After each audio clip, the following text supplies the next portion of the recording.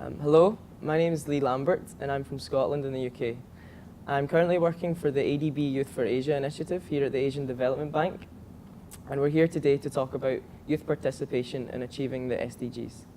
I'll be interviewing Jasmine Jaruphand, who is the planning and coordination lead for the UN SDG Action Campaign.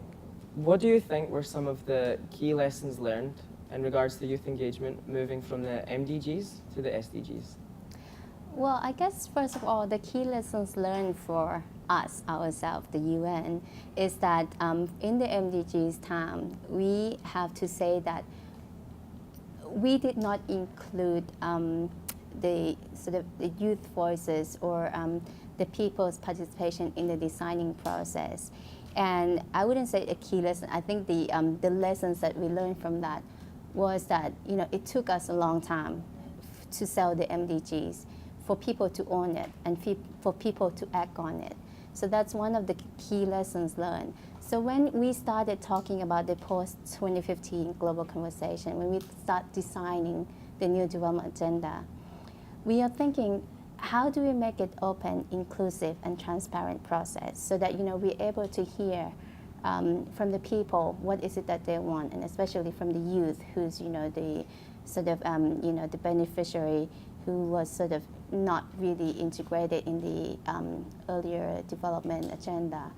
How do we ensure that we hear them and then we include them in the design and the planning and when the time comes, when the adoption of the goals come, they also become part of the driver, they become the player, they become the actor for the SDG. So that's one of the lessons.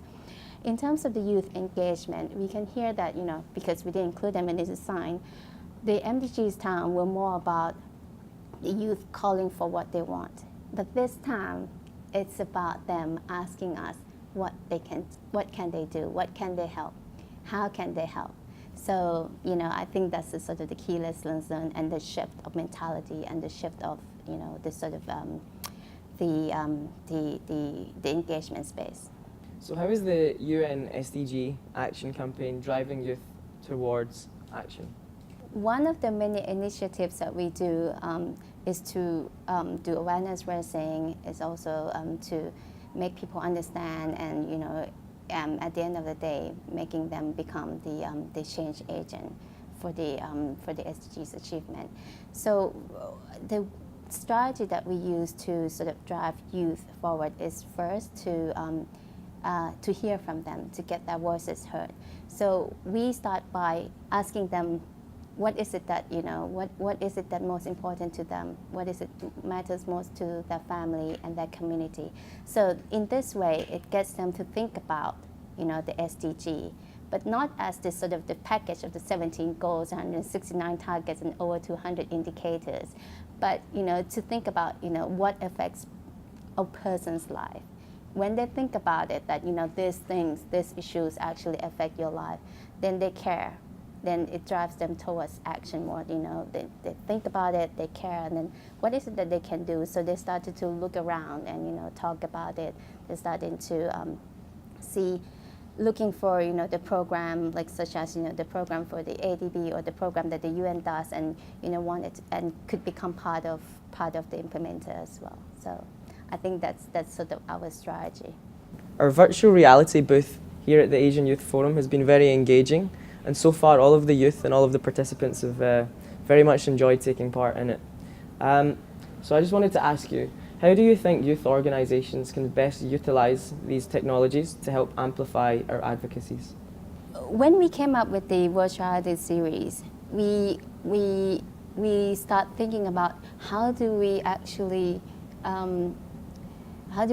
build empathy? How do we make people understand that there's difficulties, the people living in difficult situations in all over the world, like for example the refugee living in the camp, or the survivor of the Ebola diseases. How do they integrate their lives back into the community? Because we're not talking only about how do we kill the diseases, but to build the livelihood back. So it's difficult to relay the message in the textbook or reading from the news or even watching from the news. So this is 360 degrees. It's almost like you step into that person's life. So this is how we build empathy for people to understand about the issues, about the goals, that it's not just about the goals, it's multi-dimensional issue that affects real people's life. So how can youth engage in this? Now the technologies are becoming more accessible. You could visit our website, the www.unvr.org.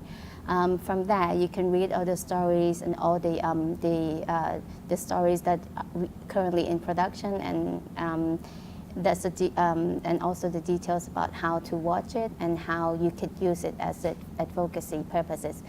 Some of the youth organization has already taken. We have the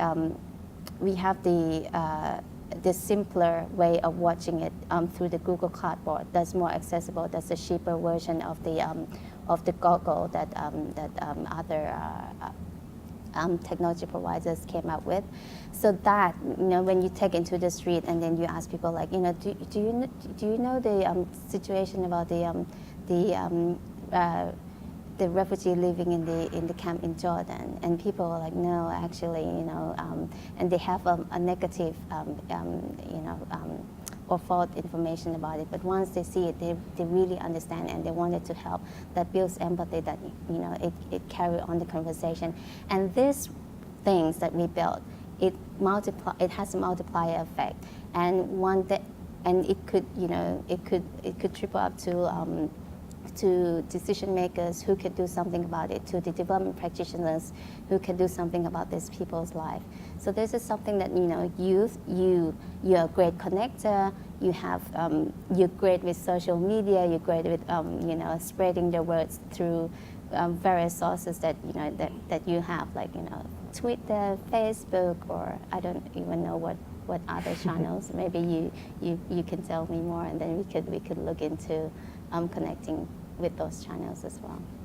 Yeah, I would say the innovative technology used here has achieved all the objectives that you've mentioned.